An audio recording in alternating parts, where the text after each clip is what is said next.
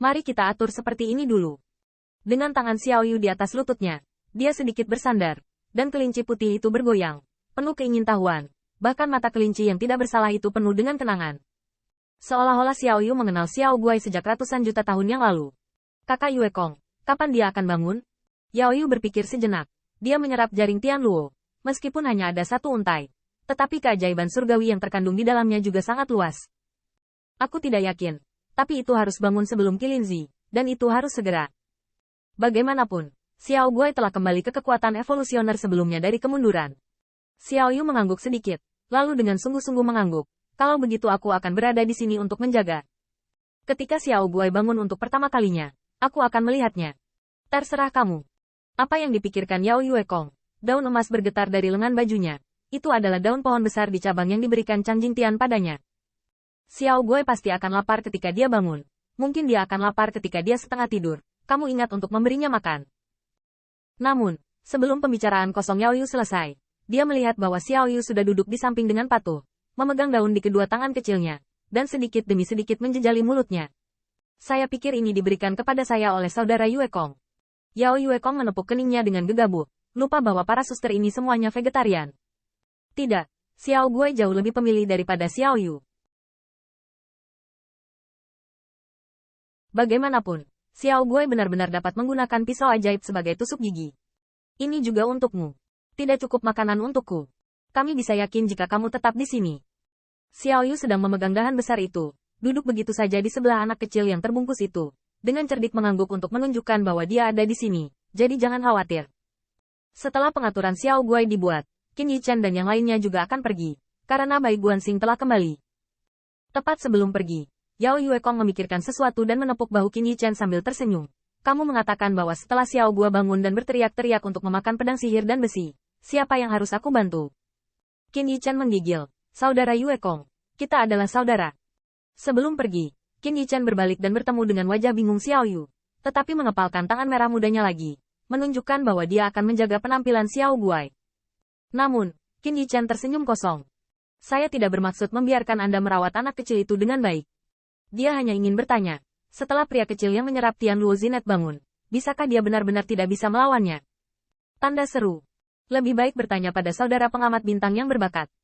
Bertanya kepada langit. Bai Guanxing telah tiba. Dia berdiri di sana dengan tangan di punggungnya. Qin Yichen tidak terlihat dimanapun.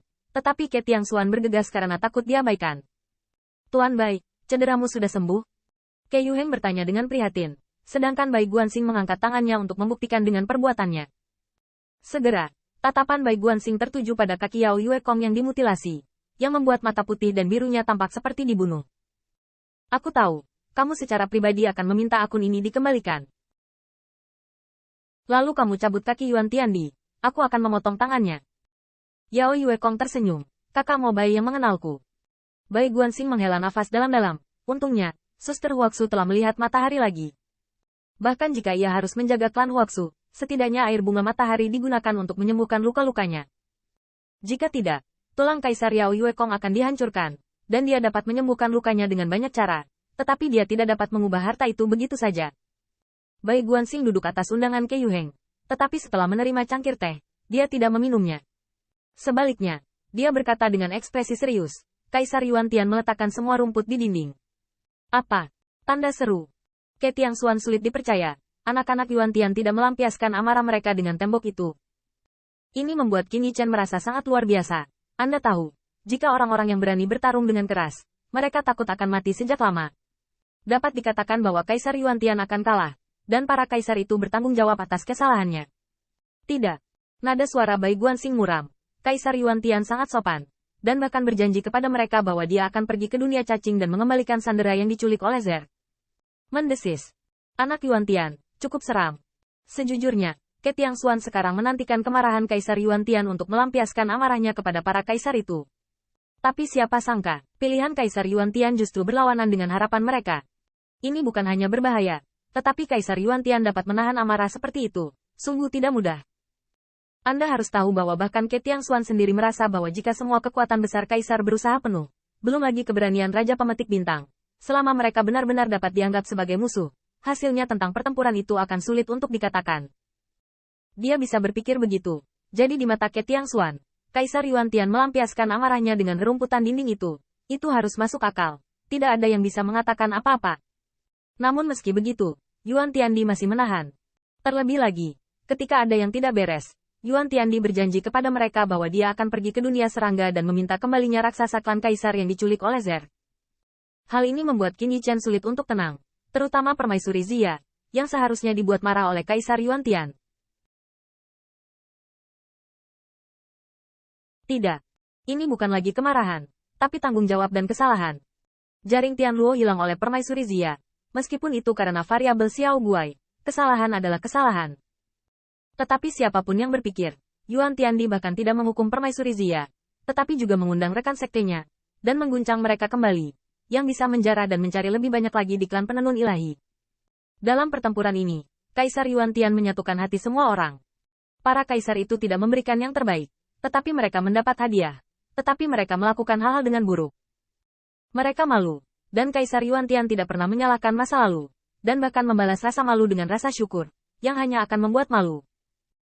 Tidak sulit membayangkan bahwa setelah para kaisar itu dapat kembali keras dari berbagai ras, akankah mereka tidak mengatakan hal-hal yang baik untuk Kaisar Yuan Tian? Selain itu, klan kaisar itu telah membuat permusuhan dengan mereka. Apakah Qin Yichen memaafkan mereka atau tidak adalah satu hal. Tetapi klan kaisar itu belum tentu bersedia menyelesaikan keluhan ini. Ini bukan tentang siapa yang pelit dan murah hati. Ini tentang bagaimana hal-hal ditangani.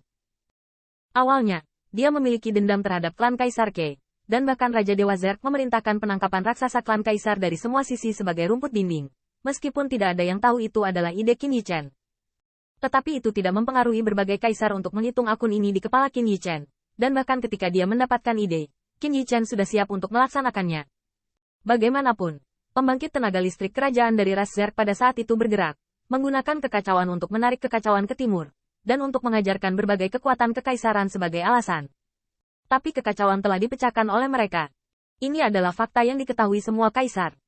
Bisa dibayangkan bahwa kemarahan dan kebencian dari anggota tingkat menengah dan tinggi dari klan Zi secara alami akan dihitung padanya. Para kaisar itu bermusuhan dengan mereka untuk memberi mereka hadiah, dan tindakannya juga menyebabkan klan Zerg menangkap pejabat tingkat tinggi mereka. Pada akhirnya, Yuan Tiandi berjanji untuk maju dan meminta seseorang. Dengan cara ini, apa yang pada akhirnya akan dipikirkan oleh berbagai klan kekaisaran?